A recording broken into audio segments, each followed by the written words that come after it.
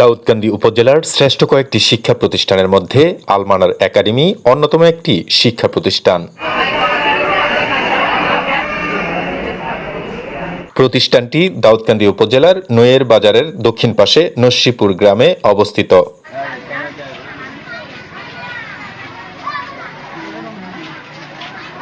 এই আলমানার একাডেমিতে 1200+ শিক্ষার্থী অধ্যয়নরত। প্রতিষ্ঠানটির শিক্ষার্থীদের মাথায় টুপি, গলায় আইডেন্টি কার্ড।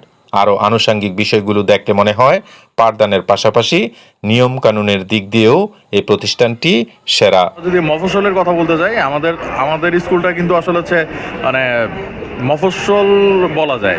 তো মফস্বলের স্কুল অনুযায়ী এইখানকার স্টুডেন্টদের মেধা আলহামদুলিল্লাহ অন্যান্য স্কুলের কম্পারেটিভলি অনেক ভালো।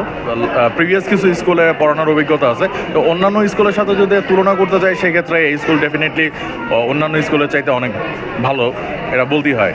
আলমানার একাডেমির পরিচালক মোহাম্মদ আবুল বাশার মিয়াজির কাছে জানতে চাওয়া হয় কি মনে করে মফস্বলে এত আধুনিক মানের শিক্ষা প্রতিষ্ঠান প্রতিষ্ঠা করা। যখনই প্রতিষ্ঠিত হতে যাবে ভাবনা নিয়েছে, তখন কিন্তু এই অঞ্চলে কোনো স্কুল ছিল না তেমন উল্লেখযোগ্য, না নৈয়ের হাই স্কুল, না আশেপাশে কোনো প্রতিষ্ঠান। তো আমাদের গুণীজনরা যারা এই পরিচালক বৃন্দ আছেন, এরা চিন্তা করলেন কিছু লোক একসাথে হয়ে যে আসলে এই গ্রামের একটা স্কুল করলে আশেপাশের স্টুডেন্টগুলো দূর দূরান্তে যাওয়া লাগবে না, চিনামুরা যেতে হতো, তারপরে ওদিকে বরকটা যেয়ে পড়তে হইতো, ওদিকে পাঁচগাছিয়া যাইয়া পড়তে হইতো। তা এখানে আলমানার করার কারণে কাছাকাছির স্টুডেন্টগুলো আমাদের এখানে আসা সম্ভব হয়েছে। আর লক্ষ্য উদ্দেশ্য হলো আসলে মূল বিষয় হলো যে এই অজপরা গ্রামে একটা প্রতিষ্ঠান করবে। অনেকের চিন্তা থাকবে যে ঢাকা কুমিল্লা যাইয়া পড়ার, কিন্তু অর্থের কারণে তারা পড়তে পারবে না। এখানে অর্থও কম লাগবে, কিন্তু পড়াশোনাটা ঢাকা কুমিল্লার পাবে, এরকম চিন্তা চেতনা নিয়ে পরিচালকরা এখানে একটা প্রতিষ্ঠান করছে আসলে। আর আধুনিকতার সাথে আমরা ওই ধর্মীয় যে নৈতিকতা বোধ, এটাও পাশাপাশি রেখেছি। আধুনিক ও ধর্মীয় সমন্বয়ে এই প্রতিষ্ঠানটা প্রতিষ্ঠিত। প্রতিষ্ঠানটির প্রধান শিক্ষক মোহাম্মদ মহসিন কবির মিয়াজির কাছে জানতে চাওয়া হয় কি কারণে আলমানার একাডেমিতে শিক্ষার্থীদের এত উপস্থিতি। তিনি বলেন, বিগত সময়ে আমি আরও কয়েকটি প্রতিষ্ঠানে প্রধান শিক্ষক হিসেবে দায়িত্ব পালন করেছি, কিন্তু আলমানারই আমার কাছে অন্যতম। পরিচালক মণ্ডলী আমাকে এখানে প্রধান শিক্ষক হিসেবে নিয়োগদান করেন, এবং আমি আমার এই দীর্ঘ 19 মাসে স্কুলে যে দেখলাম পড়াশোনার মান ওই স্কুলগুলোর তুলনায়, যেটা আমি যে স্কুলে ছিলাম সেই স্কুলগুলোর তুলনায় এখানে অনেক ভালো।